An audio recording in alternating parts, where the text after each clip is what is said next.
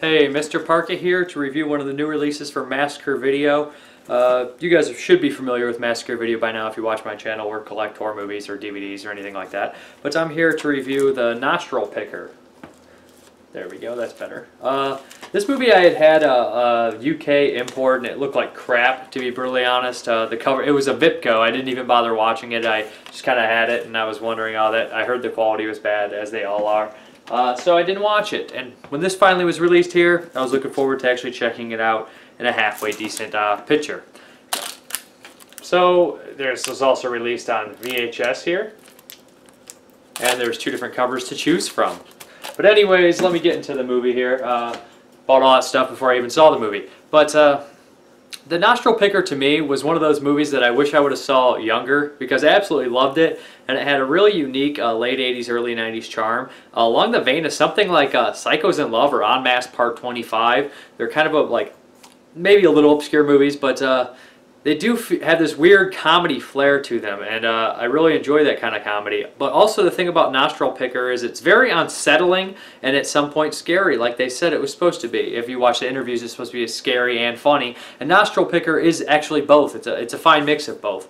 It's really zany though. The lead guy's really good. He plays the plot of the movie is batshit crazy, as all these kind of era late 80s, early 90s era stuff is, and the side acting is okay. I wouldn't say anyone else is superb or great, but the lead guy does his job and he does it very well. Essentially, we have this kind of this pervert is what you think at first. He approaches a girl and she's a younger girl. She tells him to get the hell away from him. He ends up running into this seemingly crazy Vietnam vet who tells him that he can give him the ability to change to whoever he chooses.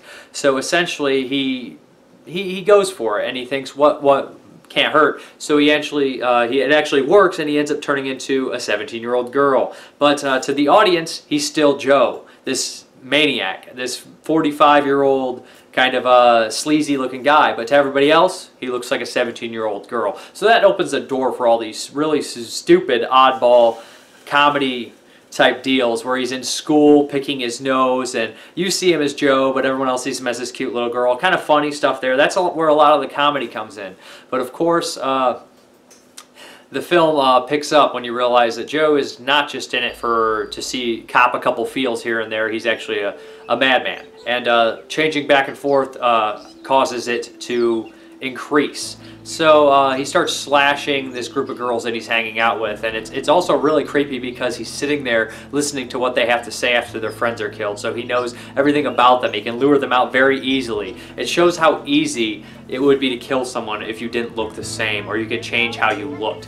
And there's really unsettling parts in here. My all-time favorite scene in the film is a really well shot scene, great cinematography, where it pans over the body of one of the girls who's died, and it goes across the bridge and shows an audience of crowded people, and you can see the whole body in the background, and the cop is answering all these questions and newscasters, and it goes over all these people, and this girl starts talking, and it goes back, and then all of a sudden it cuts to the newsroom, and our killer had forgotten the one rule that he was not supposed to break. He cannot be filmed or be on camera at all, or his real appearance will come. So you see it as Joe right to the camera thing, and it's a really scary ultimate scene. It doesn't spoil too much, but it is an amazingly shot scene, and I'll show that.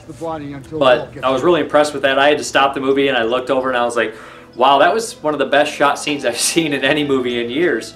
And I was really impressed with it, especially on a budget. The film is made on a budget, but it is made with people with talent, and it shows. I mean, a movie made by people who have a lot of talent and a budget, it still shows that they had talent. And these guys were just a bunch of guys who were editors and worked in film forever, decided to make a film out of the love for film. And it shows a Nostril Picker, aka the Changer. And I can't really say anything bad about this movie, except maybe some of the side actors are bad. I mean, the picture quality's not great, but it was shot on video and edited, shot on film and then edited on a video apparently. So it's in full screen. That's pretty much what it is. The picture quality isn't great, but it has that kind of a dirty quality to it that I kind of am attracted to at points. Like I said, kind of like Psychos in Love or En Masse Part 25, which also both great dark comedies. I'd really recommend the Nostril Picker. The ending is, you probably see it coming, but you'll enjoy it. And the song Also, the way he changes back and forth when he wants to is sings a childhood tune. He sings "The London Bridge is Falling Down," so that opens up a couple jokes here and there too. But I'd really recommend the Nostril Picker. Kind of a unique, oddball title that you probably won't see anything quite like it ever again. Thank you very much for watching. Have a good one.